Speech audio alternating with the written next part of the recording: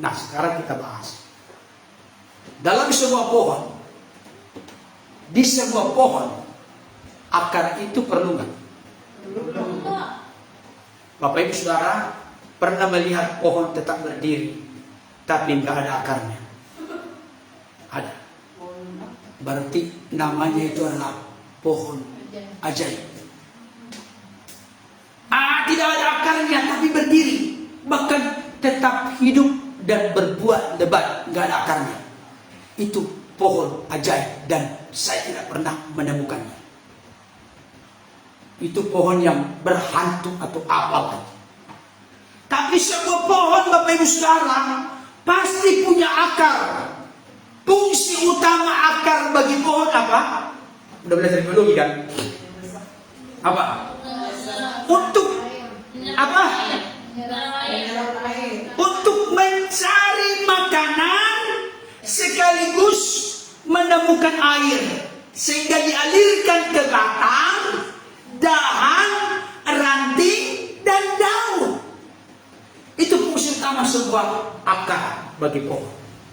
Jadi kalau tidak ada akar bagi pohon, maka pohon itu akan menjadi kering, akan menjadi layu, dan mengalami kematian. Tapi jangan lupa, sebuah pohon bisa berdiri dengan tegak karena kekuatan dari akar. Sebuah pohon bisa lolos dari terjangan puting beliung angin yang kencang, badai berkecamuk, oleh karena kekuatan sebuah akar.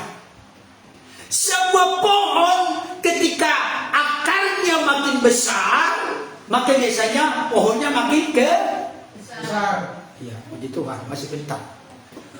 Pohonnya makin besar. Ketika pohonnya makin besar, dahannya makin besar. Makin besar. Rantingnya besar. Buahnya besar. Tergantung jenis pohonnya.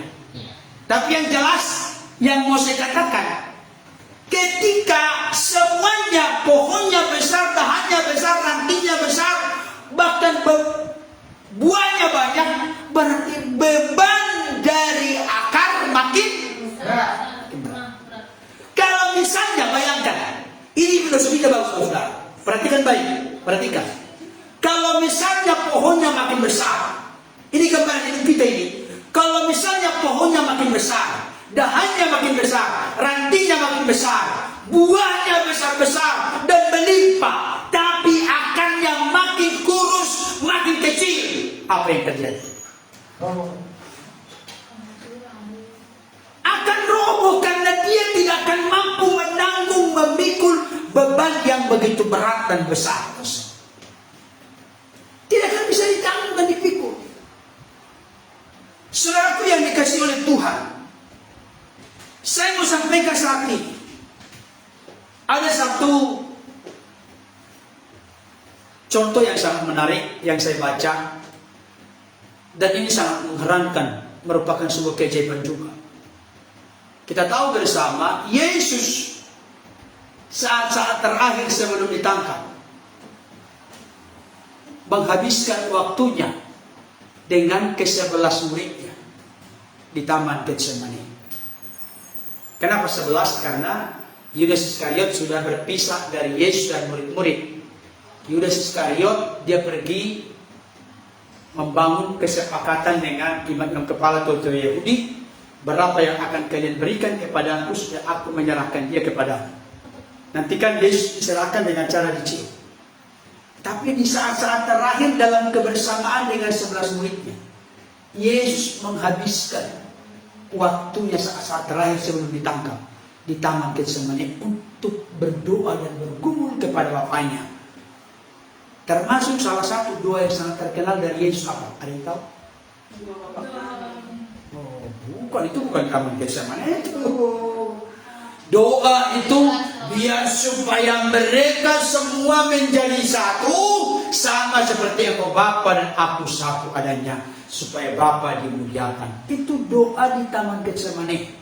Doa Yesus kepada murid-muridnya di Taman Getsemani. Jadi Yesus itu di Taman Getsemani mendoakan murid-muridnya.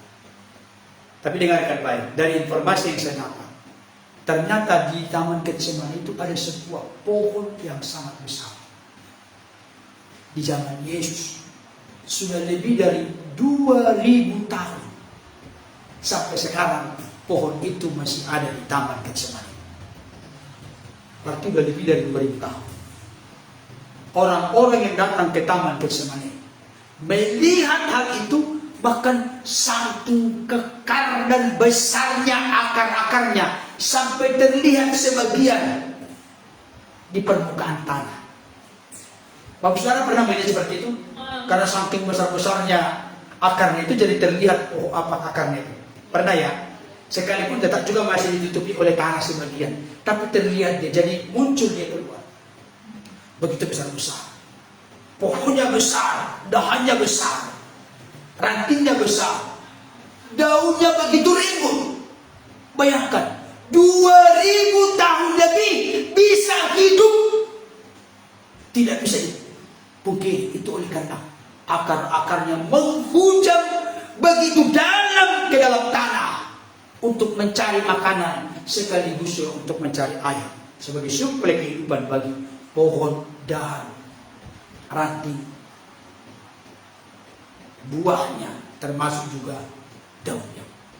Artinya Bapak Ibu Saudara, saya mau sampaikan kepada kita, akar ini sangat penting dalam hidup kita. Saya sudah pernah menyampaikan beberapa tahun yang lalu Bapak Ibu Saudara, tapi udah saya sudah lupa. Biasanya kan kita ini yang kita ingat apa? Coba jujur dulu, kita ini yang kita ingat pergumulannya atau firman Tuhan? Halo? Yang kita ingat dalam perjalanan hidup kita mana? Yang direnungkan, dihayati pergumulannya. Coba kita ini sebenarnya ada sedikit tanda petik, ada rasa bodoh kita ini. Apa rasa bodohnya? Karena kita ini terlalu dinabobo mengingat-ingat, menghayati, merenungkan pergumulan melulu. Tapi sebenarnya ketika kita hanya pergumulan, fokus ke pergumulan, semakin kuat gak kita? Semakin semangat, aku pergumulannya begini, susahnya begini, bagaimana ini lagi belum, yang ini belum, ini belum, ini belum, ini belum, ini belum. Kira-kira membuat Bapak Saudara makin kuat gak imannya? Gimana? Tapi kalau Bapak Saudara berpikir begini, Tuhan aku tahu pergumulan ini. Tapi aku percaya Engkau pasti menolongku untuk melewati semua ini. Pasti Tuhan buka jalan untuk saya mendapatkan jalan keluar dari semua ini. Berbeda. Tapi kalau hanya pergumulannya top titik, itu repot kita. Repot kita ini. Dan saya kasih tahu, saya sampaikan, siapapun kita hidup di dunia ini, warna kulitnya apa, latar belakangnya apa, statusnya apa, pendidikannya apa, pengalamannya apa, semuanya kita diperhadapkan dengan yang namanya pergumulan dan tantangan. Tapi pertanyaannya, kok ada orang di sana makin cemerlang melewati pergumulan?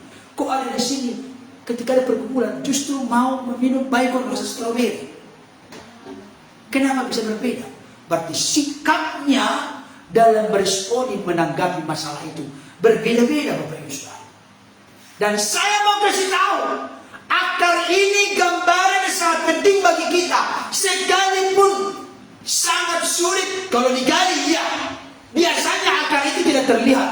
Tapi kalaupun tidak terlihat, akar itu mutlak menentukan apakah pohon itu siap menghadapi badai, puting beliung, topan, angin yang kencang. Apakah pohon itu apakah pohon itu tetap bisa berdiri tegak, memikul beban dari seluruh pohon itu, bukan pohonnya, tapi akarnya.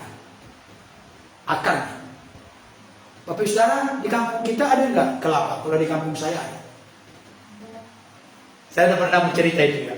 Saya pernah memanjat pohon hampir 40 meter. Ternyata kalau sudah 40 meter, oke, sekitar 30 meter. Itu sudah tinggi, naik ke atas. Dan di sana itu juga ada semut merah itu, yang suka naikin ekornya itu. Kalau di kampung kami disebut itu hari rongga. Itu kalau kita digigit capitnya itu, aduh, langsung itu bentol-bentol ya. Dan ketika coba mereka kita dekati di sarangnya, semuanya mereka langsung keroyokan. Ketika kita cabut begini, bisa sampai tertarik daging kita. Jadi di pohon kelapa ini ada, saya naik dengan perjanjian waktu itu opung. Betul? Ada apa opung? Bisa kau panjat pohon ini? Separuh-separuh kita isi apa hasilnya katanya. Karena memang tinggi banget, gak ada yang mau manjat. Akhirnya saya beranikan untuk manjat. Tinggi banget, 30 meter. Dan banyak sekali itu tadi. Semut merah itu. Harirongga namanya di kampung kami. Saya tinggal naik ke atas. Saya tutup mata. Saya nggak takut. Karena saya takut ketinggian juga. Negatif. Bayangkan ketika sudah sampai. Saya nggak tahu sudah nyampe. Naik aja terus. Berhenti sebentar. Naik. Tapi ketika kena kepala saya. Kenapa kena kepala? Karena sudah kena pohon kelapa, buah kelapanya. Kena tok. Untuk menurunkan gampang. Karena sudah banyak yang tua. Jadi begini banyak. Tapi ketika kita jatuhkan pohonnya buah kelapanya begini, banyak banget, makin banyak lada begini. Wah, waduh udah banyak banget. Nggak tahu berapa ratus itu yang menggigit saya waktu itu. Berapa ratus. Yang paling ngeri setelah selesai saya turunin semua. Sudah banyak yang merah-merah. Bahkan termasuk juga di kepala saya nggak ada penutup sama sekali. Termasuk di pipi saya, termasuk di diri saya juga digigit saat itu. Bayangkan leher saya banyak, di tangan banyak, kaki banyak, di paha juga begitu. Kan celana pendek kita bukan celana panjang. Digigit oleh harirongga ini, semut ini. Tapi yang paling mengerikan, ketika saya pas di puncak, berhembuslah angin kencang. Jadi begini dia. Oh gitu. Waduh, ini kepala saya makin besar. Apalagi ketika kelapa itu jatuh, itu ada juga yang pecah karena sakit tingginya. Kalau kita jatuh kan selesai. Bayangkan. Keringanan punya. Jadi kita di bawah 2 meter ke sana, 2 meter ke sini gitu. Gitu. Waduh, saya pikir sudah selesai. Kalau saya jatuh saat itu pasti tidak akan ketemu sekarang. Apalagi pasti tidak menikah dengan Mama Kisya. Iya pasti. Saudara dikasih Tuhan. Saya mau sampaikan, tapi yang jelas pohon kelapa itu tidak roboh. Sekalipun diterpa sampai berapa meter ke sana, dioleng-olengin begini, tidak roboh. Kenapa? Akarnya kuat sekali. Padahal itu akar serabut kan. Kan ada akar tunggal. Akar tunggal ada kan. Itu yang besar baru kemana-mana juga. Ini akar serabut, tapi kokoh sekali. Tidak roboh dia. Artinya bagi saudara, ini yang dihembus oleh angin kencang itu tadi. Sebenarnya gambaran kita ini. Saya mau kasih tahu, kenapa banyak orang Kristen rapuh dalam menjalani kehidupan. Sedikit masalah langsung emosi, marah-marah, langsung kecewa, pahit hati, tawar hati, putus asa, belakangi Tuhan, tinggalkan Tuhan. Saya mau kasih tahu, jangan pernah bermimpi tidak ada masalah. Tapi kenapa ada orang baru menghadapi masalah langsung dia meninggalkan Tuhan? Apalagi kemarin itu, siapa nanti yang mendoakan ibuku kalau aku tetap beragama Kristen katanya. Dia tinggalkan Yesus gara-gara tidak ada mendoakan ibunya katanya. Padahal di Kristen pun dia bisa mendoakan ibunya. Bahkan jika satu orang percaya, maka seluruh keluarga itu akan diselamatkan. Itu janji Tuhan sebenarnya mau dipegang. Tapi dia kalah. Tadinya dia memang dari agama seberang. Dia menjadi orang Kristen. Ada yang berkata 13 tahun, ada yang berkata 6 tahun. Setelah itu dia kembali lagi karena nanti tidak ada yang mendoakan ibunya. Saudara kasih Tuhan. Baru sedikit tantangan begitu sudah meninggalkan Tuhan. Saya mau kasih tahu, jawabannya sama. Kenapa orang itu begitu mudah meninggalkan Tuhan? Karena memang dia tidak pernah sungguh-sungguh berakar dalam Tuhan. Tidak pernah sungguh-sungguh berakar. Nah, akar yang tidak kelihatan ini, mayoritas tidak kelihatan ini. Saya sudah pernah sampaikan beberapa tahun yang lalu seperti saya bilang tadi. Akar yang tidak kelihatan itu sebenarnya adalah iman kita. Iman itu terlihat ya? Terlihat warna apa? Berapa besar? Di mana tinggalnya? Nggak terlihat. Tapi sekalipun iman tidak terlihat, iman punya pengaruh yang sangat besar, sangat mudah menentukan dalam hidup kita. Itu sebabnya Ibrani 11 ayat 1 berkata, iman adalah dasar dari segala sesuatu yang kita harapkan, atau dasar pengharapan. Kalau pengharapan seseorang sudah pupus, maka jawabannya adalah imannya yang sudah kandas. Jangan cari-cari alasan lain. Aku tidak punya harapan lagi hidup ini. Berarti imanmu sedang erosi, bahkan mungkin bisa kandas seperti firman Tuhan. Iman adalah dasar dari segala sesuatu yang tidak kita lihat. Sekalipun iman tidak bisa dilihat, tapi iman adalah penentu mutlak dalam hidup kita. Pernah dalam suatu ketika seorang yang mau menjadi raja yang sudah ditetapkan Tuhan, tapi dikejar-kejar oleh siapa? Oleh Saul bernama Daud. Dia dalam keadaan terjepit. Tempat tinggal mereka sudah dibakar habis. Anak-anak dan istri mereka sudah ditawan musuh. Segala harta benda mereka sudah ditawan musuh semua. Ludes. Yang tadinya orang berada menjadi orang yang nol sama sekali. Orang-orang yang bersama dengan Daud saat itu sekitar 600 orang. Yang 600 orang ini ketika mereka punya masalah, tempat tinggal mereka Siklag dibakar, anak-anak istri mereka diambil, ditawan, harta benda mereka semua diangkut oleh musuh. Maka 600 orang ini mau melempari Daud dengan batu. Bayangkan, begitulah kehidupan. Ketika dalam keadaan bermasalah, banyak kawan. Dia cari Daud sebagai kawan mereka, sebagai pemimpin mereka. Tapi ketika ada masalah yang mereka hadapi bersama, yang disalahkan adalah Daud. Tapi dengarkan baik, ketika Daud dalam keadaan yang terjepit, Daud dalam keadaan sangat terpojok, Daud dalam keadaan yang diperhadapkan dengan jalan buntu, firman Tuhan berkata, maka Daud membuatkan kepercayaannya kepada Tuhan Allah. Dia tidak balik bertengkar, karena pertengkaran, emosi, marah tidak menyelesaikan masalah. Daud cakap menanggung perkara ini. Dia datang kepada Tuhan. Dia membangun relasi, memulihkan hubungannya semakin indah luar biasa dengan Tuhan. Dia kuatkan kepercayaannya. Dengan dikuatkannya kepercayaannya oleh Tuhan, maka dia bisa meminta petunjuk dari Tuhan. Bahkan Alkitab menyaksikan satu orang pun atau satu pun dari barang-barang mereka tidak ada yang hilang sampai kepada yang terkecil. Berarti perjalanan roda sejarah kehidupan Daud dan anak buahnya ada dalam genggaman tangan Tuhan. Saya pikir hal yang sama terjadi bagi kita. Ketika ada badai yang membuat kita terpojok, terkimpit, terjepit, tidak berdaya, tidak berkutik, jalan buntu, dan lain sebagainya. Saya mau kasih tahu, kalau akar iman kita kuat, kita akan cakap menanggung segala perkara. Nah, sekarang pertanyaannya, Bapak Ibu Saudara, bagaimana supaya akar iman kita kuat? Ada yang bisa jawab? Bagaimana supaya akar iman kita kuat? Tidak bisa dengan membaca komik, membaca novel, membaca berita, membaca ini, hoax dan lain sebagainya. Tidak. Akar iman kita kuat, kita harus kembali ke Alkitab.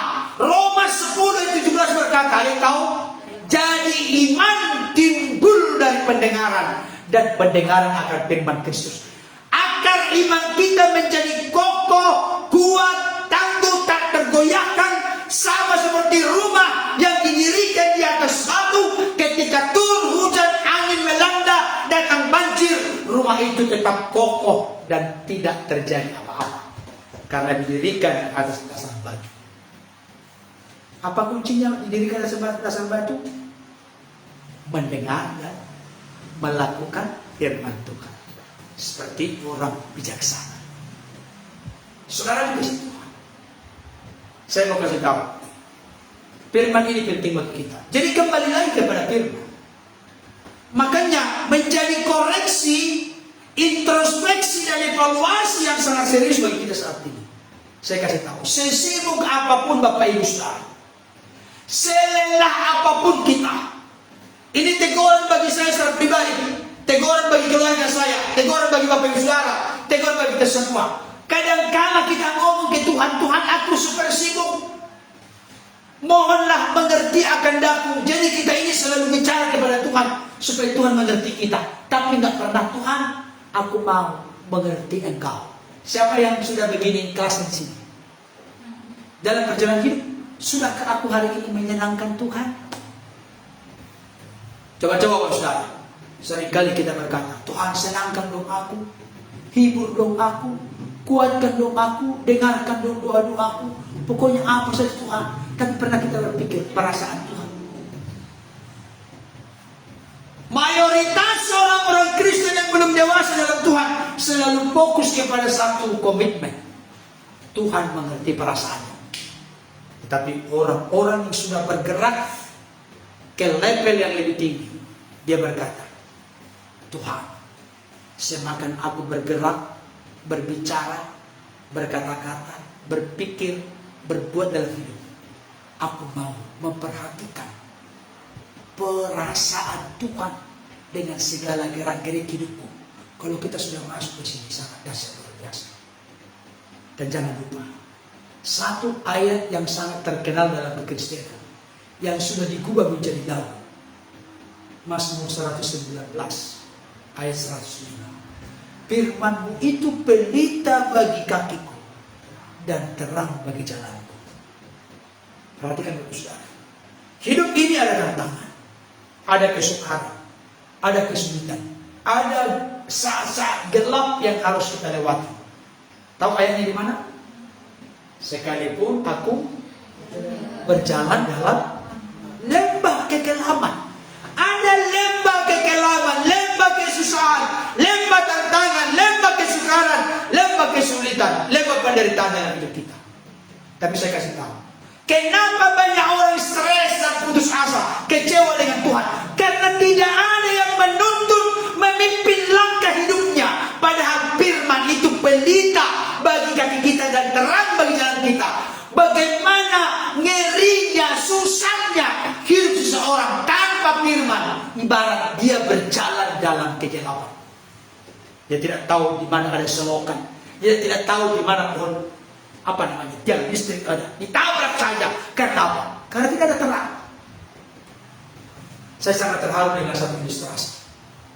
Satu ketika ada seorang yang tunanetra. Tahu tunanetra? Tunanetra, seorang yang buta. Malam hari yang gelap di sebuah desa, dia berjalan. Di sebelah kiri dia pegang pelita, di sebelah kanan dia pegang ada tongkat itu kan, tongkat untuk yang itu loh, supaya tahu dia ada penghalang. Karena memang dia buta sama sekali. Tapi di sebelah kiri dia bawa pelita. Tiba-tiba berpapasan dengan seorang pemuda. Perhatikan contoh ini. Tiba-tiba berpapasan dengan seorang pemuda. Pemuda ini bertanya, "Mohon maaf Pak, ada apa nak?" "Bapak, saya lihat, mohon maaf Bapak kan tidak bisa melihat." "Iya benar.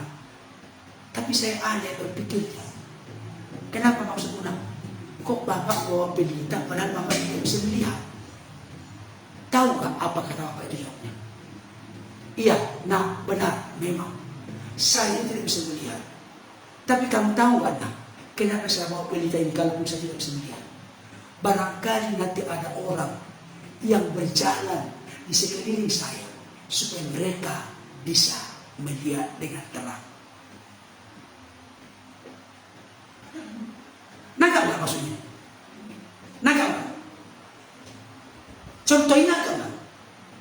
Sekalipun pelita itu, terang itu tidak berlaku bagi dia secara fisik loh ini.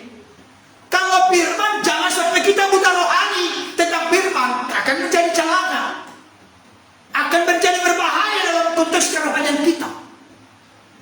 Tapi seorang buta ini memang secara pikiran manusiawi, buat apa saya bawa pelita malam-malam?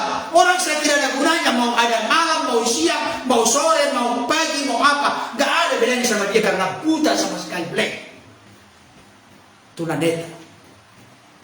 Tapi dia tahu ada malam. Dia pun tahu malam itu berarti bertanya ke orang, atau mungkin nalurinya itu bagaimana, orang ngerti lainnya. Dia tahu malam, dia harus berjalan. Dia bawa pelita. Dia pikirannya positif dan sangat luar biasa. Dia punya kekurangan, dia punya keterbatasan. Tapi dia rindu hidupnya bermanfaat bagi orang lain. Kalaupun pelita ini secara jasmani tidak berlaku kepada saya karena saya tunanetra, saya buta, saya mau supaya orang-orang di sekeliling saya yang barangkali ikut berjalan dengan saya bisa diterangi jalan hidup mereka. Hidupnya menjadi berkat bagi orang lain. Bagaimana dengan kita? Kita kita ini bukan seperti orang buta tunanetra itu. Dia rindu menjadi berkat hidupnya, kalaupun tidak bisa melihat. Bagaimana dengan saudara dan saya yang matanya secara jasmani celik, terbuka, bisa membedakan bagaimana bunga melati putih, bunga mawar merah, bunga matahari kuning, indah, daun hijau, dan seterusnya macam-macam. Sebenarnya kita tidak boleh kalah dengan orang buta itu. Tapi karena dia seorang yang takut akan Tuhan, yang menempatkan hidupnya berkenan di mata Tuhan, kalaupun dia punya keterbatasan. Bukan mujizat matanya yang buta menjadi tercermin, tapi di tengah-tengah kebutaannya pun dia bisa menjadi berkat. Siapa itu yang banyak mengarang lagu? Mampirlah dengar doaku. Ada lagi tuh. Atau apa namanya itu lagu? Yang lagu untuk berdoa itu. Ada banyak lagu-lagunya, tapi dia seorang yang cacat. Crosby itu siapa? Ya, Crosby itu sampai ribuan lagu yang diciptakan. Padahal dia seorang yang cacat, seorang yang tidak sempurna. Bayangkan, menurut kita dia tidak sempurna, nggak bisa lagi dipakai apa-apa. Tapi ternyata di tengah ketidaksempurnaannya justru seringkali dia lebih banyak berfungsi secara maksimal daripada kita yang lengkap organ-organ tubuhnya. Nick Fuji. Nick yang itu loh, yang tidak ada ininya. Saya iri dengan dia itu, kan cantik sekali istrinya. Anaknya sempurna. Bayangkan Nick pernah datang ke Indonesia di Istora Senayan, itu kurang lebih 10.000. Penuh orang datang. Ingin mendengarkan dia pun kalau mau ceramah harus di meja, karena badannya sepotong. Jadi harus disana. Sedikit dia ngomong, orang lain jangan pun jatuh ke dengar. Kenapa? Ini orang yang tadinya dia sudah mau bunuh diri. Kenapa? Karena kok aku hidup begini. Tapi ketika dia mengalami perjumpaan dengan Tuhan, sekalipun dia seorang yang sangat terbatas sekali. Kalau nggak salah badannya separuh, tangannya pun nggak ada. Tangannya yang tadinya nggak ada. Bayangkan. Tapi dia bisa menjadi motivator dunia, bukan hanya motivator RT. Motivator dunia. Banyak orang yang memiliki kekurangan kelemahan mungkin tidak persis sama dengan kekurangan kelemahan berbeda. Jadi dikuatkan, diteguhkan melalui beliau bisa mengerti maksud Tuhan di balik dari semua itu. Bayangkan, apa tidak menjadi sebuah mujizat keajaiban? Dia lebih efektif, lebih hebat dipakai oleh Tuhan dari orang-orang yang sempurna. Kenapa? Karena dia jadikan, dia tempatkan firman itu pelita dalam hidup. Jadi jangan meratapi kekurangan, kelemahan, keterbatasan, pergumulan masalah yang kita hadapi. Tapi manfaatkanlah semua itu. Ketika kita memiliki akar yang kuat, akar iman, akar keyakinan, akar kepercayaan yang kuat, yang bersumber bukan dari apa kata orang, tapi bersumber dari relasi hubungan kita yang lapar dan haus akan kebenaran, yang suka akan kebenaran. Percaya, di dalamnya kita akan dibawa kuat dan kokoh dalam menjalani segala realita dan tantangan kehidupan. Yang bisa saya sampaikan kepada Bapak Saudara, selamat berakar dalam Dia. Jangan berpikir begini, akarnya sudah cukuplah. Contohnya ibarat akar pohon, misalnya pohon mangga di depan ini, sampai tembok-temboknya saja sudah mulai rusak karena diterobos oleh akarnya. Kalau kita buka nanti itu tidak cabut-cabut aja, karena akarnya itu sudah mau kemana bergerak, dia mau mencari makanan, mau mencari air gitu. Kalau air sih nggak terlalu masalah kan di pinggir got gitu. Tetapi jangan berpikir, udahlah Pak Pendeta, udahlah suamiku, udahlah istriku, kira-kira 30 cm akar pohon kehidupan kita cukuplah. Jangan. Ujakkan lebih dalam. Kenapa? Tantangan makin berat, beban hidup makin berat, persoalan makin berat. Biarlah akar iman kita juga makin menghujam dalam. Melalui apa? Rasa lapar, rasa haus kita akan firman. Karena iman timbul dari pendengaran, pendengaran oleh firman. Iman kita makin dinamis, makin bertumbuh, makin dewasa. Karena rasa lapar, rasa haus, rasa kecintaan kita akan firman. Amin. Kita berdoa.